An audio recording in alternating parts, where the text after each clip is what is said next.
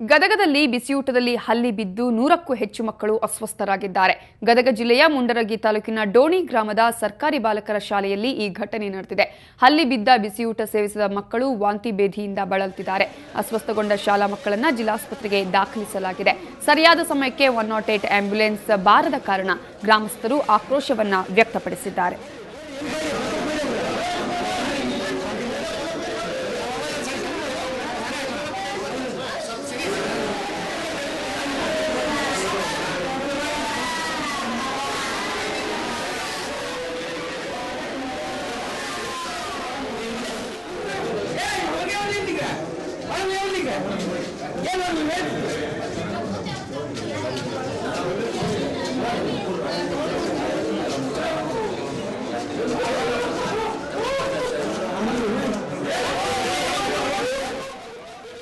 ಈ ಬಗ್ಗೆ ಮಾತನಾಡೋದಕ್ಕೆ ನಮ್ಮ ರಿಪೋರ್ಟರ್ ಅಮೃತ್ ಈಗ ದೂರವಾಣಿ ಸಂಪರ್ಕದಲ್ಲಿದ್ದಾರೆ.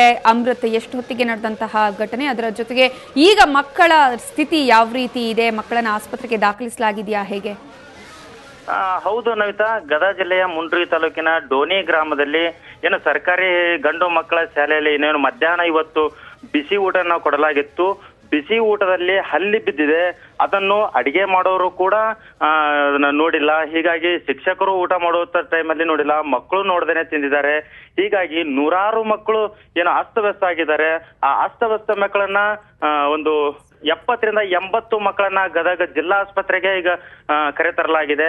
ಆಮೇಲೆ ಇನ್ನೊಂದಿಷ್ಟು ಮಕ್ಕಳನ್ನ ಅಲ್ಲೇ ಪಕ್ಕದಲ್ಲಿರುವಂತಹ ಡಂಬಳ ಗ್ರಾಮದ ಏನು ಪ್ರಾಥಮಿಕ ಆರೋಗ್ಯ ಕೇಂದ್ರಕ್ಕೆ ಅಲ್ಲಿ ಕಳಿಸಲಾಗಿದೆ.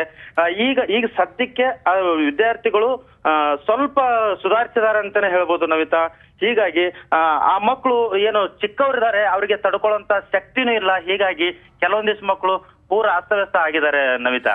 ಓಕೆ ಅಮೃತ್, ಈಗ 108 ಆಂಬ್ಯುಲೆನ್ಸ್ ಬಂದಿಲ್ಲ ಅನ್ನುವ ಕಾರಣಕ್ಕೆ ಗ್ರಾಮಸ್ಥರು ಆಕ್ರೋಶವನ್ನು ವ್ಯಕ್ತಪಡಿಸಿದ್ರು. ಯಾವ ರೀತಿಯಾಗಿ ಆಸ್ಪತ್ರೆಗೆ ದಾಖಲಿಸುವಂತಹ ಪ್ರಯತ್ನ ಮಾಡ್ಲಾಯ್ತಲ್ಲಿ? ಹೌದು ನಮಿತಾ, ಏನು ಆದ ತಕ್ಷಣವೇ ಗ್ರಾಮಸ್ಥರು 108ಗೆ ಏನು ಕಾಲ್ ಮಾಡಿದ್ರು.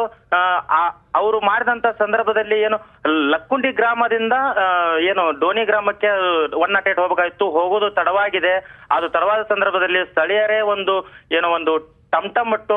ಟೆಂಪೋ ಅಂತಾರಲ್ಲ, ಟೆಂಪೋ ಅನ್ನೋ ಆ ವಾಹನದಲ್ಲಿ ಸುಮಾರು 70ಕ್ಕೂ ಹೆಚ್ಚು ಮಕ್ಕಳನ್ನ ರವಾನೆ ಮಾಡಿಕೊಂಡು ಜಿಲ್ಲಾಸ್ಪತ್ರೆಗೆ ಬಂದ್ರು. ನಂತರ 108 ಗಾಡಿಯಲ್ಲಿ ಸುಮಾರು ಒಂದು 5 ರಿಂದ 6 ರಿಂದ ಒಂದು ಮಕ್ಕಳನ್ನ ಹಾಕೊಂಡ್ ಬಂದ್ರು.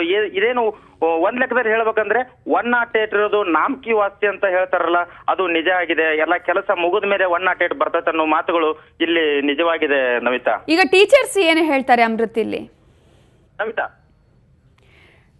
ಅಮೃತ್, ಟೀಚರ್ಸ್ ಏನು ಹೇಳ್ತಾರೆ? ಈಗಾಗಲೇ ಮಕ್ಕಳು ಅಸ್ವಸ್ಥರಾಗಿದ್ದಾರೆ, ಇದರ ಬಗ್ಗೆ ಟೀಚರ್ಸ್ ಏನಾದ್ರು ಮಾತನಾಡಿದಾರಾ ಹೇಗೆ, ಅಥವಾ ಶಾಲಾ ಆಡಳಿತ ಮಂಡಳಿ ಏನಾದ್ರು ಅಲ್ಲಿ ಮಾತನಾಡಿದ್ಯಾ ಹೇಗೆ?